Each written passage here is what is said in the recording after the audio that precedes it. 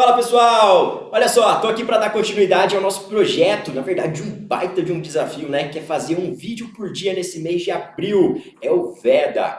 E olha, hoje eu vou falar sobre o princípio da humanidade, mas um reflexo prático dele. O que, professor, então, que você vai tratar? Quais são as penas vedadas no Brasil? Quais são as penas proibidas pela Constituição? Vem cá, que eu te mostro agora. Olha só, na sua tela eu estou exibindo para você o texto constitucional. E diz o nosso artigo 5º que não haverá penas de morte, salvo em caso de guerra declarada nos termos do artigo 84, inciso 19 do texto constitucional. Não haverá penas de caráter perpétuo, não haverá penas de trabalhos forçados, não haverá penas de banimento e também não haverá penas cruéis. Bom, isso tudo aqui decorre do princípio da humanidade, que é um princípio muito caro ao direito penal, principalmente quando a gente pensa na teoria da pena. Olha só, esse princípio ele foi amplamente difundido, principalmente após o período iluminista, tá bem? Um livro que marca esse momento aí da gente pegar e deixar um pouco de lado a pena de morte e substituir por penas privativas de liberdade,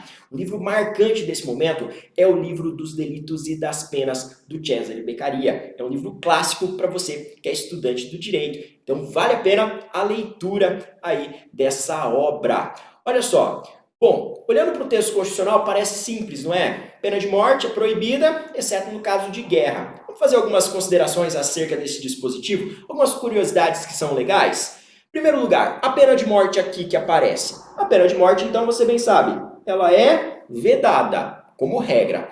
Mas, em caso de guerra declarada, como é que funciona a pena de morte? A pena de morte ela é executada por meio de fuzilamento, em caso, por exemplo, da prática de crime militar durante o período de guerra. Isso você encontra lá no Código Penal Militar, no CPM. Existem algumas infrações que, em grau máximo, são punidas com a pena de morte.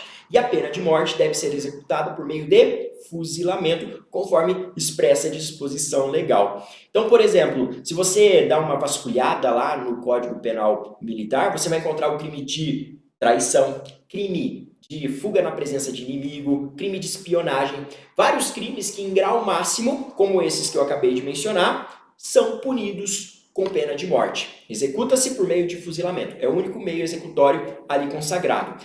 Uma questão interessante sobre a pena de morte é, será que a pena de morte prescreve? E aí, se passar um determinado período de tempo, não pode mais se executar a pena de morte? Toma cuidado, porque o próprio Código Penal Militar ele fala que ela prescreve em 30 anos. Então, costumo brincar com os alunos, vale a pena fugir, né? Pô, se você é condenado por um crime como esse, a uma pena de morte, se você ficar foragido durante 30 anos, extingue a punibilidade, o Estado não pode mais executar essa pena de morte. Uma questão interessante, não é? Bom, além dessa hipótese aí, então, de maneira excepcional, a doutrina ainda cita algumas outras fórmulas que seriam penas de morte indiretas. A questão que envolve lá a lei de abate. Então, quando você tem uma aeronave circulando ali com um comportamento hostil, e aí levantam nossos super caças da Força Aérea Brasileira, na hora que faz essa interceptação dessa aeronave, se ela não acata a ordem ali de aterrissar no aeroporto próximo, se ela não acata a ordem, é possível que seja determinada o abate dessa aeronave. Pode ser determinado o abate dessa aeronave. E aí o que acontece com o piloto? Bom, há um disparo de rajada, né, de tiros ali na asa do avião e o avião cai. E como é que fica o piloto nessa história? Seria um exemplo aqui de uma situação indireta de pena de morte, né? Porque com uma queda de um avião, provavelmente vai ocorrer a morte do piloto também. Bom, e alguns autores, eu já vi alguns comentários nesse sentido, também colocam a questão da morte da pessoa jurídica. Eu acho um pouco forçado porque pessoa jurídica e princípio da humanidade não parece algo tão relacionado, porque o princípio da humanidade ele é desmembrado do princípio da dignidade da pessoa humana. Bom, fora isso, o que o pessoal fala?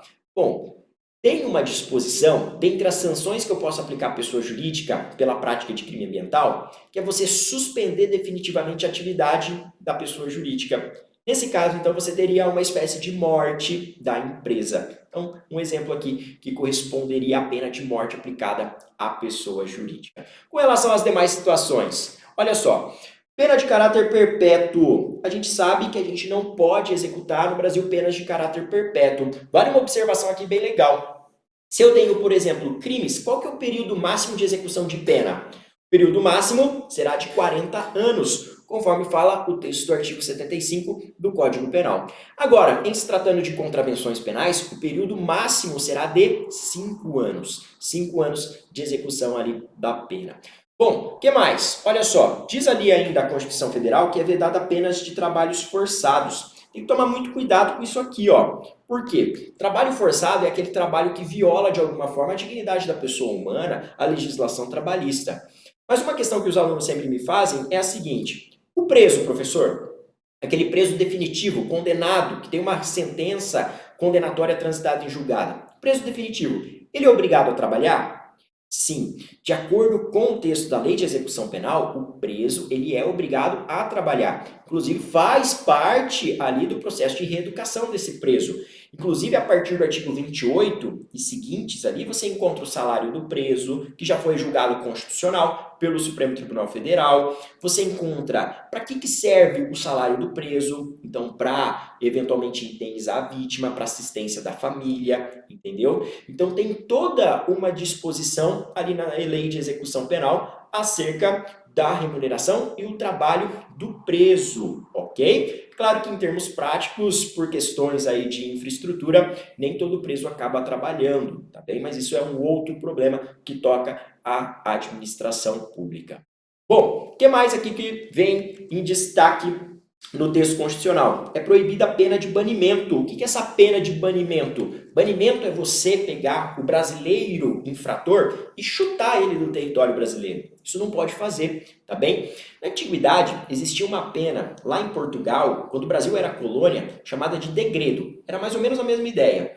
Só que ele pegava lá o português que praticava o delito, colocava dentro do barquinho e mandava para a colônia, ou seja, vinha para o Brasil. Eles despachavam o cara de Portugal. Essa era a pena, degredo. Essa seria a ideia do banimento, você pegar o brasileiro e expulsar ele do nosso território. Isso não pode. E é diferente, completamente diferente de procedimentos de expulsão, que é o caso de estrangeiros, que daí toca estrangeiros, caso de, por exemplo, de extradição, que também são situações completamente diferentes daqui do banimento. E por fim, a Constituição veda toda pena que tenha um cunho cruel. Não pode ter pena no Brasil, por exemplo, de castração, de mutilação. Toda pena que viola de alguma forma a dignidade da pessoa humana, o princípio da humanidade, que seja cruel e infamante, é proibida pelo texto constitucional. Beleza? Gostou desse vídeo? Deixa um comentário aí, ó, esmaga o like, se inscreve no canal se você ainda não está inscrito e eu te espero no próximo vídeo aqui. Até mais!